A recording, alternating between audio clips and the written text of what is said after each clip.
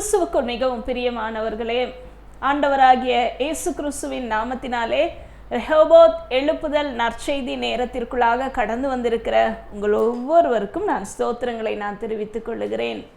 எனக்கு அன்பான தெய்வஜனமே, குடும்பத்தில் நடக்கிற காரியங்களை பார்க்கும்போது எனக்கெல்லாம் மறைக்கப்பட்டு காணப்பட்டு கொண்டிருக்கிறதே, ஏன் இப்படி நடக்கிறது என்று சொல்லி யோசித்து கொண்டிருக்கிறீர்களா? அப்படிப்பட்ட ஒரு சூழ்நிலையில் இருக்கிறீர்களா? என் பிள்ளைகள் காரியத்தை மறைத்து விட்டார்கள், என் பிள்ளைகள் நிறைய காரியங்களை சொல்லாமல் போய்விட்டார்கள் என்று சொல்லி நினைக்கிறீர்களா? அல்லது உங்களுடைய குடும்பத்தில் இருக்கிற கணவனோ மனைவியோ இப்படிப்பட்ட அநேக காரியங்களை எனக்கு மறைத்து செயல்பட்டு விட்டாரே என்று சொல்லி நினைக்கிறீர்களா? அல்லது வேலை ஸ்தலத்தில் கூட பார்க்கும்போது என்ன நடக்கிறது என்று சொல்லியே தெரிய முடியாதபடி நான் காணப்படுகிறேன், எனக்கு அறிந்து கொள்ள முடியாதபடி இருக்கிறது என்று சொல்லி நினைக்கிறீர்கள் அல்லவா? மிகுந்த ஒரு சோர்வோடு, மிகுந்த ஒரு மன கஷ்டத்தோடு இருக்கிறீர்கள் அல்லவா? என் தேவன் இன்றைய நாளிலே உங்களுக்கு நான் அதை அறிவிப்பேன் என்று சொல்லி கூறுகிறார். தேவ வார்த்தையை அவளோடு கேட்கும்படியாக, இந்த வார்த்தையின் மூலமாக எனக்கு ஒரு நன்மை கிடைக்காதா, எனக்கு ஒரு ஆசீர்வாதம் கிடைக்காதா என்று சொல்லி நீங்கள் எதிர்பார்த்து இருக்கிறீர்கள் அல்லவா? என் வேத புத்தகத்திலே தேவ வார்த்தை அருளப்பட்டிருக்கிறது.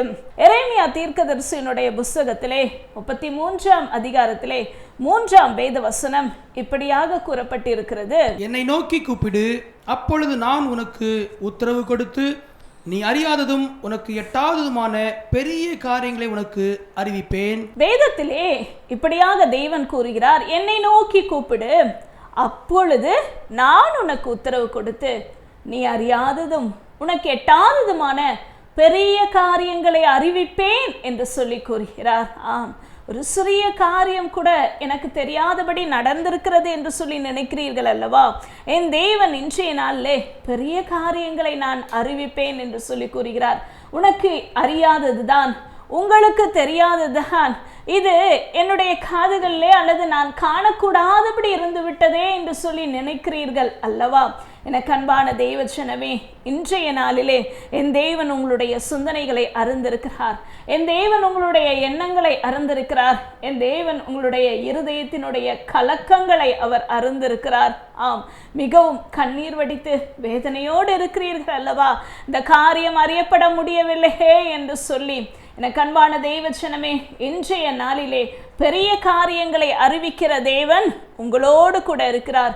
பெரிய காரியங்களை உங்களுக்கு வெளிப்படுத்தக்கூடிய தேவன் உங்களோடு கூட இருக்கிறார். அதற்கு செய்ய வேண்டிய காரியம் என்ன? இதே வசனத்திலே கூறப்பட்டிருக்கிறது, என்னை நோக்கி கூப்பிடு என்று சொல்லி கூறுகிறார். ஆம், எனக்கு அன்பான தெய்வஜனமே, சகோதரியே, சகோதரனே, தாய்மாரே, நீங்கள் தேவனை நோக்கி கூப்பிடுவீர்களா? கூப்பிட்டு நான் என்னத்தை கண்டு கொண்டேன் என்று சொல்லி சற்று சோர்வோடு இருக்கிறீர்களா?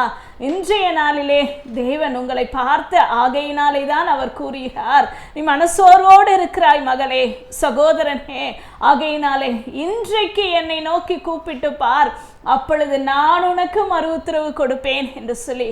யார் இவர் தெரியுமா? பெரிய காரியங்களை அறிவிக்கிற தேவன். அவர் உங்களுக்கு மறு உத்தரவு கொடுப்பாராம். ஆம், என் அருகில் இருக்கிற பிள்ளை, என் கூட இருக்கிற கணவன் அல்லது மனைவி எனக்கு காரியத்தை மறு உத்தரவோ அல்லது இந்த காரியத்தை எனக்கு மறைத்து விட்டார்கள் என்று சொல்லி நினைக்கிறீர்கள் அல்லவா?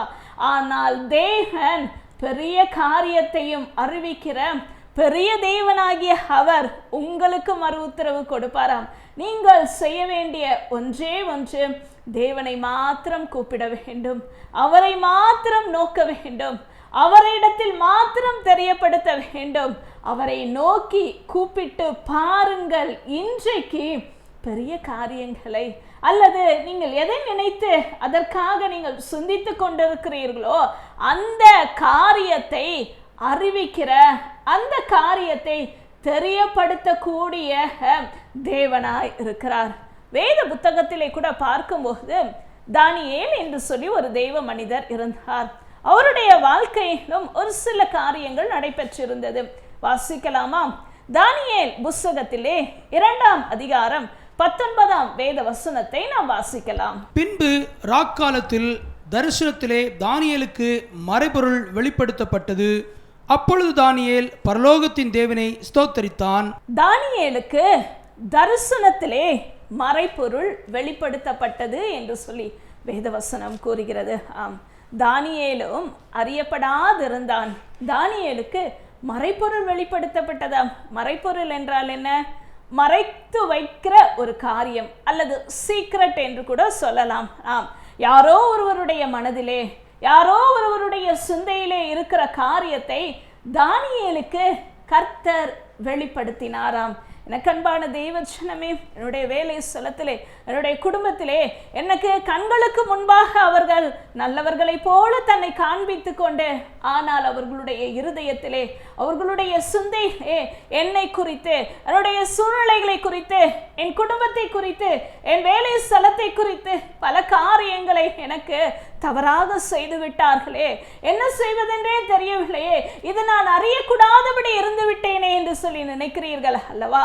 அன்றைக்கு தானியேலுக்கு காரியத்தை அறிவித்த தேவன் உங்களுக்கும் காரியத்தை அறிவிக்க வல்லமை உள்ளவராய் இருக்கிறார். தானியேலுக்கு இப்படியாக தான் அன்றைக்கு மறைபொருள் வெளிப்படுத்தப்பட்டதாம். என்ன நடந்தது என்று சொல்லி நாம் அறிந்தோம் என்றால், அன்றைய நாட்களிலே தானியேல் இப்பொழுது பாபிலோன் தேசத்திலே இருக்கிறார். நேபுகாத்நேச்சார் என்ற ஒரு ராஜா அவர் அரசாட்சி செய்து கொண்டிருக்கிறார். இந்த நேபுகாத்நேச்சார் ராஜா இருக்கும்போது ஒரு நாள் இரவிலே இந்த ராஜாவுக்கு ஒரு சொப்பனம் வருகிறது. அந்த சொப்பனத்தின் நிமித்தமாக அந்த ராஜா சற்று கலங்கி போய்விட்டார், சற்று பயந்து விட்டார். இருதயத்திலே ஒரு கலக்கம் ஏற்படுகிறது. சிந்தையிலே என்ன நடக்க போகிறதோ என்று சொல்லி ஒரு விதமான தவிப்பு, ஒரு விதமான சிந்தனை, பயம் கலந்த கலக்கம் ஏற்பட்டு விட்டது. மறுநாள் உடனே ராஜா என்ன சொல்லுகிறார் என்றால், அரண்மனையிலே கூட்டுகிறார் எல்லாரையும். அதாவது அன்றைய நாட்களில் இருந்த ஜோசியக்காரர்கள், சாஸ்திரிகள், ஞானிகள், எல்லா வேதங்களை கற்று அறிந்தவர்கள், எல்லா சாஸ்திரங்களையும் அறிந்தவர்கள் எல்லாரையும், அதாவது ஞானத்திலே, புத்தியிலே, விவேகத்திலே தேறின மனிதர்கள் எல்லாரையும் வர சொல்லுகிறார். வரவழைத்து அவர் சொல்லுகிறார், நான் ஒரு சொப்பனத்தை கண்டேன், அந்த சொப்பனத்தினுடைய அர்த்தம் எனக்கு தெரியவில்லை, ஆகையினாலே அந்த சொப்பனத்தை, என்னுடைய அர்த்தத்தை நான் அறிந்து கொள்ள ஆவலாய் இருக்கிறேன். இது என்னுடைய இருதயத்திலே ஒரு பெரிய ஒரு கலக்கத்தை உண்டாக்கி இருக்கிறது என்று சொல்லி சொன்னாராம். உடனே சுற்றி இருந்த அந்த ஞானிகள் எல்லாரும் சொன்னார்களாம், சரி ராஜாவே, உங்களுடைய சொப்பனத்தை எங்களுக்கு அறிவியுங்கள் என்று சொல்லி சொல்லும்போது ராஜா சொல்லுகிறார், இல்லை, நான் சொப்பனத்தை உங்களுக்கு நான் அறிவிக்க மாட்டேன், நீங்கள் அந்த சொப்பனத்தையும் சொல்ல வேண்டும், அதனுடைய அர்த்தத்தையும் நீங்கள் எனக்கு கூற வேண்டும். எவ்வளவு ஒரு இக்கட்டான ஒரு சூழ்நிலை அல்லவா? அது மாத்திரம் இல்லாதபடி இந்த ராஜா கூறுகிறார், நீங்கள் இப்பொழுது இந்த சொப்பனத்தையும் அதன் அர்த்தத்தையும் நீங்கள் கூறாவிட்டால் நீங்கள் கொலை செய்யப்படுவீர்கள், என் ராஜ்யத்திலே நீங்கள் கொலை செய்யப்படுவீர்கள் என்று சொல்லி. ஆம், எவ்வளவு ஒரு இக்கட்டான ஒரு சூழ்நிலை அல்லவா? உயிருக்கு உத்தரவாதமற்ற ஒரு நிலைமை அல்லவா? ஆம், இந்த ஞானிகள் எவ்வளவு சந்தோஷத்தோடு, எவ்வளவு ஆர்வத்தோடு ராஜா அரண்மனையிலே ராஜாவை சந்திக்க சென்றிருப்பார்கள். ஆனால் இப்பொழுதோ தங்களுடைய உயிருக்கு பேராபத்து வந்திருக்கிறது என்று நினைத்து கொண்டு மிகுந்த கலக்கத்தோடு இருக்கிறார்கள். சட்டம் பிறப்பிக்கப்படுகிறது. ஞானிகள், சாஸ்திரிகள் எல்லாருமே ராஜாவினிடத்திலே தெரியப்படுத்துகிறார்கள், இது எப்படி ஆகும் என்று சொல்லி மிகுந்த ஒரு கலக்கத்தோடு தேசமே காணப்படுகிறது. அப்பொழுது அந்த நேரத்திலே தான் தானியேலுக்கும் செய்தி வருகிறது. ஏனென்றால் தானியேலும் அரண்மனையில் தான் இருக்கிறார், தானியேலும் ஒரு ஞானியாக தான் இருக்கிறார். இப்பொழுது அந்த செய்தியை கேள்விப்பட்ட உடனே தானியேலுக்குள்ளாகவும் ஒரு கலக்கம் ஏற்பட்டிருக்கதான் செய்யும். அப்படிப்பட்ட ஒரு நிலைமையில்தான் அங்கு இருக்கிற எல்லா ஞானிகளும் இருந்தார்களாம். எனக்கு அன்பான தெய்வச்சனமே, நீங்கள் கூட, எனக்கும் நான் நிறைய படித்திருக்கிறேன், நிறைய காரியங்கள் தெரிகிறதா இருக்கிறது. ஆனால் ஒரு சில காரியங்கள் நிமித்தமாக எனக்கு மறைக்கப்பட்டு விட்டது. இது தெளிவடைந்தால் அல்லது அறியப்பட்டிருந்தால் நான் அழிவிலிருந்து நான் தப்பித்து கொள்ள விடலாமே, என்ன செய்வதென்றே தெரியவில்லையே. இப்பொழுது என் குடும்பத்தில் ஒரு பேரழிவை நான் சந்தித்து காணப்பட்டு கொண்டிருக்கிறேன், அல்லது என்னுடைய வேலை ஸ்தலத்திலே பார்க்கும் போது என்ன செய்வதென்று தெரிய முடியாதபடிக்கு நான் மிகவும் சோர்வடைந்து இருக்கிறேன் என்று சொல்லி நினைக்கிறீர்களா? எனக்கு அன்பான தேவஜனமே, அப்படிப்பட்ட ஒரு நிலைமையில் தானியேல் செய்தது என்ன தெரியுமா?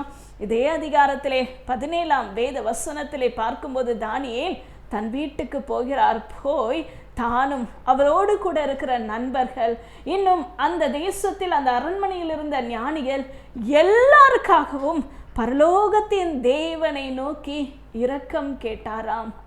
இரக்கம் கேட்டாராம், ஜெபித்தார்தான். என்ன சொல்லி ஜெபித்திருக்கிறார் என்றால், எனக்கு இரக்கத்தை காண்பீங்க, எங்க தேசத்தில் இருக்கிற ஞானிகளுக்கு இரக்கத்தை காண்பீங்க என்று சொல்லி ஜெபித்தாராம். தானியேல் தேவனிடத்தில், ராஜா இப்படிப்பட்ட ஒரு ராஜாவா இருக்கிறார், இவர் இப்படிப்பட்ட காரியத்தை சொல்லி இருக்கிறாரே, இது எப்படி தேவனே என்று சொல்லி தேவனிடத்திலே ராஜாவை பற்றி ஒன்றுமே சொல்லவில்லை. அல்லது எனக்கு எவ்வளவு ஞானம் இருக்கிறது என்று சொல்லி, அல்லது மற்ற ஞானிகள் எல்லாரும் எவ்வளவு ஞானம் படைத்தவர்களா இருந்தாலும் இந்த காரியம் தெரியவில்லையே, இது எப்படி ஆகும், இது எப்படி முடிய போகிறது என்று சொல்லியும் கேட்கவில்லை. அல்லது நாங்கள் உயிருக்கெல்லாம் போராடி கொண்டிருக்கிறோமே, உயிருக்கு உத்தரவாதமற்ற ஒரு சூழ்நிலையிலே இருந்து கொண்டிருக்கிறோமே, இப்படிப்பட்ட ஒரு சூழ்நிலையில் தான் நீர் எங்களை இந்த அரண்மனையிலே கொண்டு வந்து விட்டீரா என்று சொல்லி தேவனிடத்திலே எதை பற்றியும் யாரை பற்றியும் இந்த தானியேல் சொல்லவே இல்லை.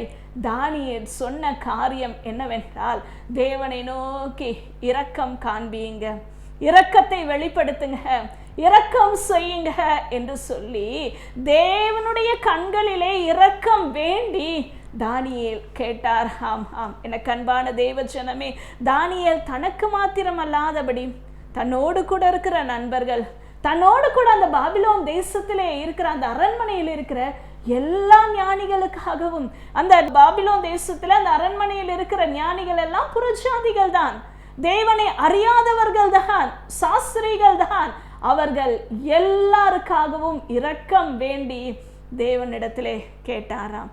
கேட்ட உடனே அந்த இரவு நேரத்திலே தானியேலுக்கு மறைபொருள் வெளிப்படுத்தப்பட்டது என்று சொல்லி வேத வசனத்தில் இப்பொழுது நாம் வாசித்தோம் அல்லவா? எனக்கு அன்பான தேவஜனமே, உங்களுடைய ஜெபம் எப்படி இருக்கிறது?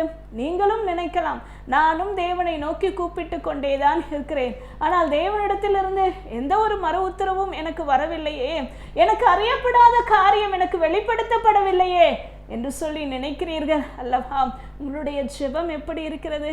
தேவனே எனக்கு இரக்கத்தை காண்பீங்க, தேவனே என் குடும்பத்துக்கு இரக்கத்தை காண்பீங்க, என் சுற்றி இருக்கிற மனிதர்களுக்கு இரக்கத்தை காண்பீங்க என்று சொல்லி நான் அழிந்து போகக்கூடிய ஒரு சூழ்நிலையிலே என்னுடைய காரியங்கள் எல்லாம் மறைக்கப்பட்டு இருக்கிறதே, நீர் இரக்கத்தை காண்பித்தால் போதும், உம்முடைய கண்களில் எனக்கு இரக்கம் கிடைத்தால் போதும் என்று சொல்லி நினைக்கிறவர்களாய், அல்லது உங்களுடைய ஜெபம் அப்படிப்பட்ட ஜெபமாய் இருக்கிறதா? இன்றைய நாளிலே இந்த தானியேலை போல ஜெபிக்க கூடியவர்களாக நீங்கள் மாறும்போதும், இன்றைக்கு தெய்வ வார்த்தையை கேட்கிற உங்களுக்கு இன்றைக்கு இரவிலே கர்த்தர் பெரிய காரியத்தை அறிவிப்பார், அறியப்படாத காரியத்தை அறிவிப்பார், மறைந்திருக்கிற காரியத்தை அறிவிக்க என் தேவன் வல்லமை உள்ளவராய் இருக்கிறார். தலை தாழ்த்தி ஜெபிப்போமா? மகா இரக்கமும் கிருபையும் உள்ள எங்கள் தகப்பனே, இப்பொழுதும் ஆண்டவரே அப்பா, பலவிதமான குடும்ப சூழ்நிலை கஷ்டத்தோடு ஆண்டவரே, அல்லது வேலை ஸ்தலங்களிலே, அல்லது பிற இடங்கள் நிமித்தமாக, பிற உறவுகள் நிமித்தமாக ஆண்டவரே அப்பா, எனக்கு ஒன்றுமே தெரியவில்லையே என்று சொல்லி, எல்லாம் எனக்கு மறைக்கப்பட்டு இருக்கிறதே என்று சொல்லி ஆண்டவரே அப்பா, இந்த தேவ வார்த்தையை கேட்டு கொண்டிருந்த ஒவ்வொருவருக்கும் ஆண்டவரே இன்றைய நாளிலே இவர்கள் மீது இரக்கம் காண்பீங்க, இவர்களுடைய குடும்பத்தின் மீது, இவர்களுடைய காரியத்தின் மீது ஆண்டவரே அப்பா, இப்பொழுதும் செபித்து கொண்டிருக்கிற இவர்கள் மீது தேவ இரக்கம் கடந்து வரட்டும் இயேசுவே. இப்பொழுதே நீர் செய்வதற்காக உமக்கு நன்றி தகப்பனே. என்னை நோக்கி கூப்பிடு என்று சொல்லி நீர் கூறினீர் அல்லவா? உம்மை நோக்கி கூப்பிடுகிற இந்த தேவ ஜனங்களுக்கு ஆண்டவரே எட்டாததும் பெரிய காரியங்களையும் இயேசுவின் நாமத்தினாலே நீர் அறிவிக்கிறீரே, உமக்கு நன்றி நன்றி நன்றி. இந்த ஜெபத்தை நீர் ஏற்றுக்கொண்டீரே, உமக்கு ஸ்தோத்திரம் ஆண்டவரே அப்பா. நீர் காரியத்தை அறிவித்தீர் என்று சொல்லி நாங்கள் விசுவாசிக்கிறோம் இயேசுவே, உமக்கு ஸ்தோத்திரம். அப்பிரயோஜனமான நான் உம்முடைய கடமையை மாத்திரம் செய்தேன். எல்லா துதி எல்லா கணம் ஒருவருக்கே நான் செலுத்துகிறேன். மீட்பர் இயேசு கிறிஸ்துவின் நாமத்தில் ஜெபிக்கிறேன் நல்ல பிதாவே, ஆமேன் ஆமேன். கிறிஸ்துவுக்குள் பிரியமானவர்களே, ஆண்டவராக இயேசு கிறிஸ்து நாமத்திலே உங்களை நான் வாழ்த்துகிறேன். நாளை கூட கேட்ட வார்த்தையின்படி அவர் உங்கள் வாழ்க்கையிலே காணப்படுகிற மறைபொருளை வெளிப்படுத்துவதாக காணப்படுகிறார். இந்நாளிலே கூட ரெகோபோத் எழுப்புதல் ஊழியத்தின் சார்பாக ஒவ்வொரு நாளும் தினசரி மதியம் 2 மணி முதல் 3:20 மணி வரை ஜூம் ஆப்பின் மூலமாக தேசத்திற்காக நாங்கள் ஜெபித்து வருகிறோம். ஒருவேளை இந்த ஜெபத்தில் நீங்கள் பங்கு பெற வேண்டும் என்று விரும்பினாலும் கீழ்காணும் எண்ணுக்கு நீங்கள் தொடர்பு கொள்ளுங்கள். நாங்கள் இந்த லிங்கை உங்களுக்கு அனுப்பி வைப்போம். நீங்களும் எங்களோடு கூட இணைந்து ஜெபிங்கள். கர்த்தர் உங்களை ஆசீர்வதிப்பாராக. God bless you.